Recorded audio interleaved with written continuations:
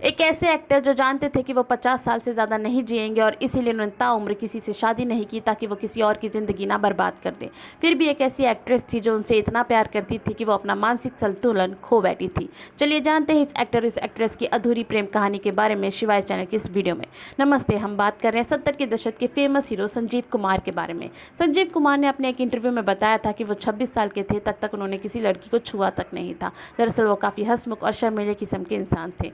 सीता गीता के सेट पे वो पहली बार हेमा मालिनी से मिले थे। दरअसल उस मूवी के एक सॉन्ग में दोनों को स्केटिंग करनी थी और दोनों बार बार गिर रहे थे और दोनों को चोटें लग रही थी। फिर भी दोनों अपने बारे में छोड़कर एक दूसरे के बारे में सोच रहे थे और तभी दोनों में नज़दीकियां बढ़ी और एक दूसरे के करीब आ गए। संजीव कुमार अपना दिल हेमा मालिनी को दे चुके थे, पर संजीव कुमार की मां नहीं चाहती थी कि उनके घर की कोई भी बहू एक्ट्रेस हो, इसलिए वो रिश्ते के खिलाफ थी। पर हेमा मालिनी जब भी संजीव कुमार की मां को मिलती तो अपने सर पे पल्लू रखती और उनके पैर छूती। ये देख के संजीव कुमार की मां का दिल पिघल गया था और वो रिश्ते के लिए हाँ कर चुकी थी। एक दिन वो संजीव कुमार को लेकर हेमा मालिनी के घर गई और हेमा मालिनी की मां से हेमा मालिनी और संजीव कुमार की रिश्ते की बात करने लगी। हेमा मालिनी की मां ने भी इस रिश्ते के लिए हाँ कर दिया, पर संजीव कुमार की मां ने एक शर्त रखी कि शादी के बाद हेमा मालिनी कभी पिक्चरों में काम नहीं करेगी। ये सुन के हेमा मालिनी की मां ने इस रिश्ते के लिए ना कर दिया।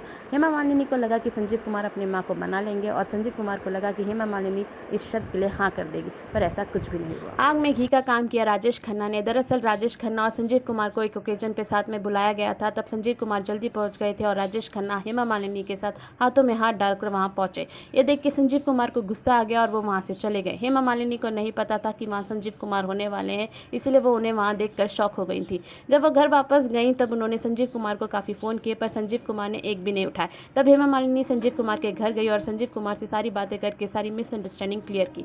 तब संजीव कुमार ने आखिरी बार हेमा मालिनी से पूछा कि वो उनसे शादी करके फिल्म इंडस्ट्री को अलविदा कर देंगी, तो हेमा मालिनी ने मना कर दिया कि वो फिल्म इंडस्ट्री नहीं छोड़ सकती और इसी तरह 1 मिनट में दोनों का रिश्ता खत्म हो गया। 1991 में हेमा मालिनी ने एक इंटरव्यू में बताया था कि संजीव कुमार को एक ऐसी वाइफ चाहिए जो उनके घर में रहती और उनकी माँ का ख्याल रखती और वो मूवियों में काम करती और लाइमलाइट बटोरती। उन्होंने ये भी कहा था कि संजीव कुमार की इसमें कोई गलती नहीं है, क्योंकि वो समय ऐसा था जहाँ औरतों को एक शो पीस से ज़्यादा कुछ नहीं समझा जाता था।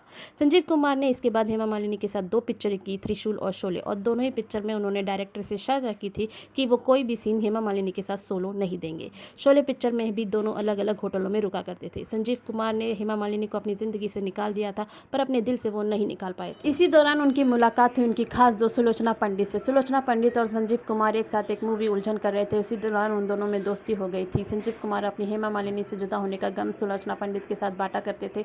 सुलोचना पंडित कम वो गम बांटते बांटते उन्हीं से प्यार करने लगी थी, उन्हें पता भी नहीं चला था। वो अपने घर से खाना बना के लाया करती थी संजीव कुमार के लिए, क्योंकि वो जानती थी कि संजीव कुमार खाने के शौकीन है। वो हर चीज़ वो किया करती थी जिससे संजीव कुमार को खुशी मिली। एक दिन उन्होंने हिम्मत करके संजीव कुमार से पूछ लिया था कि वो उनसे प्यार करती है, क्या वो उनसे शादी करेंगे, तो संजीव कुमार ने साफ इनकार कर दिया था।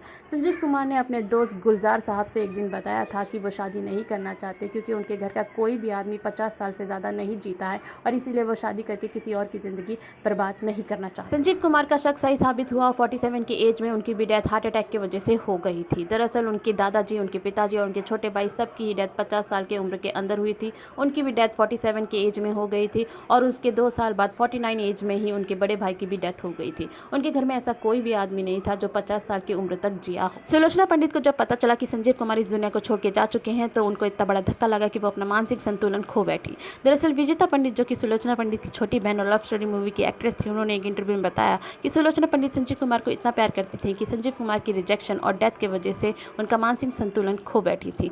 अपने जानकारों को जानने से इनकार करने लगी थी और घंटों अपने कमरे में अकेली रहा करती थी। एक दिन बाथरूम में फिसलने की वजह से उनकी हड्डी भी टूट गई थी और 4 ऑपरेशन के बाद भी वो सीधी तरह से चल नहीं पा रही थी। उन्होंने आगे बताया कि वो संजीव कुमार से इतना प्यार करती थी कि संजीव कुमार की मौत के बाद वो भी मरना चाहती थी, पर भगवान को यह मंजूर नहीं था और वो अभी भी जिंदा हैं। वो ना किसी से मिलती हैं, ना बाहर घूमने जाती हैं, बस अकेले एक कमरे में रेडियो सुनती रहती। संजीव कुमार को सब कंजूस कहा करते थे, पर उनके मरने के बाद उनके सेक्रेटरी ने एक डायरी उनके परिवार वालों को दी। उस डायरी में लिखा हुआ था कि 94,36,000 रुपीज़ उन्होंने अपने एक्टर एक्ट्रेस दोस्तों को उधार दिए हुए थे बिना किसी ब्याज के, जिसका ब्याज आज कैलकुलेट किया जाए तो 100 करोड़ रुपीज़ होता है। बोनी कपूर भी अपनी एक मूवी बना रहे थे हम पास, जिसके लिए उन्हें 2 लाख रुपए की ज़रूरत थी। उन्होंने संजीव कुमार से मांगी। संजीव कुमार ने वो 2 लाख रुपए बिना किसी शर्त के बोनी कपूर को दे दिए। ये बात भी उनके परिवार वालों को तब पता चली जब बोनी कपूर संजीव कुमार के मरने के बाद वो 2 लाख रुपए लौटाने आए। संजीव कुमार ने अपनी वसीयत लिख दी थी। उस वसीयत में उन्होंने अपनी सारी दौलत अपने परिवार वालों को दे दी थी और 2 लाख रुपए अपने सेक्रेटरी के बच्चे के नाम किए थे ताकि उनकी पढ़ाई हो सके। लोग कहते हैं कि भगवान ने सबका नसीब लिख दिया है और उसे ना कोई पढ़ सकता है ना ही कोई बदल सकता है, पर संजीव कुमार ने अपना नसीब पढ़ लिया था और इसीलिए अपनी तरफ आने वाली हर खुशी का दरवाज़ा ज़ोर से बंद कर लिया था। आज के लिए इस वीडियो में इतना ही, फिर मिलते हैं दूसरे वीडियो में।